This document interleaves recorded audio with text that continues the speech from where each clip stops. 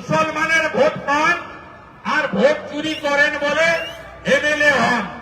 আপনারা হিন্দুরা যদি এক হন না, এ উড়ে চলে যাবে।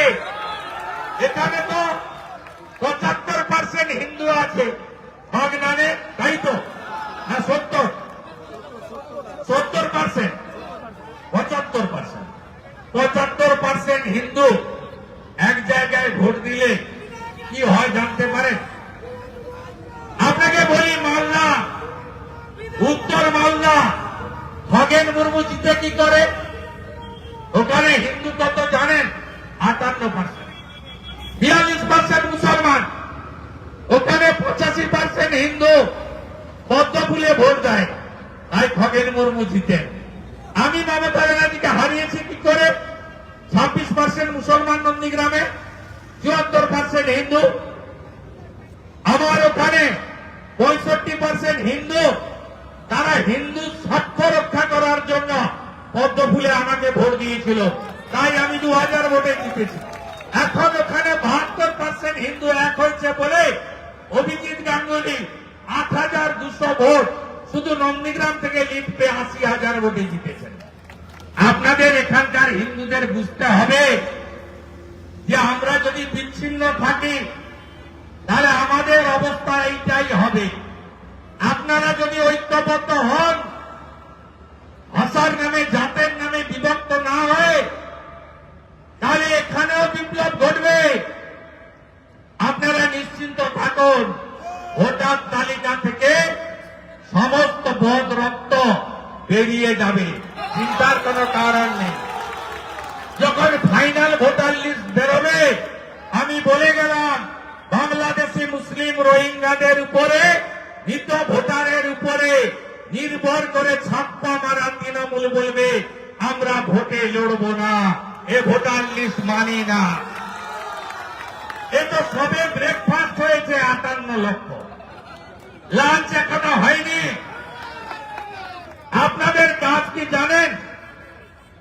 গ্রামে গ্রামে হিন্দুদের এক করা, গ্রামে গ্রামে বেকারদের বঞ্চিতদের এক করা এবং রাষ্ট্রবাদী মুসলিমদেরও বোঝান। আমরা তো প্রথম দিন থেকে বলেছি, এসআইআরে সে হিন্দুই হোক, মুসলিমই হোক, শিখ হোক, খ্রিস্টান হোক, আমরা কোন ভারতীয় নাম কাটুক চাই না। আমরা বলেছি 4 রকমের লোকের নাম আমরা রাখতে দেব না। 1 মৃত voter, 2 fake voter, 3 triple entry, হাওড়াতে ভোট দেয় আবার বাগনানে এসে ভোট দেয়, বাগনানে ভোট দেয় আবার কলকাতাতে গিয়ে ভোট দেয়, কলকাতায় ভোট দেয় আবার মেদিনীপুরে গিয়ে ভোট দেয়। এই রকম লোকের নাম রাখতে দেব না। আর কি বলেছি? বাংলাদেশ থেকে ধর্ম বাঁচানোর জন্য যে হিন্দু একটা পরে চলে এসেছে, ধর্ম ছাড়েনি, তার নাম হলো শরণার্থী। তাকে ভারত আশ্রয় দেবে, নাগরিকত্ব দেবে, সে ভোটাধিকার পাবে, তার সব অধিকার আমরা দেব। ভারতবর্ষের নাম হলো হিন্দুস্তান।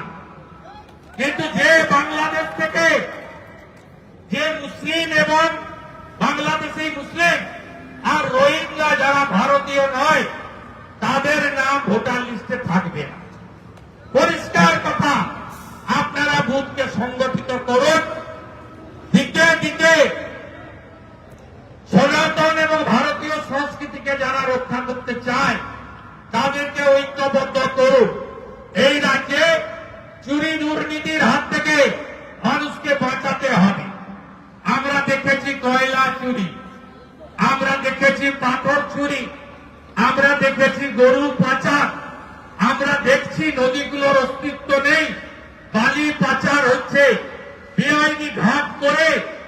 আমরা দেখেছি চাকরি চুরি 26,000। আমরা কিছুদিন আগে বারাসাতে দেখলাম মরে গিয়েও শান্তি নেই।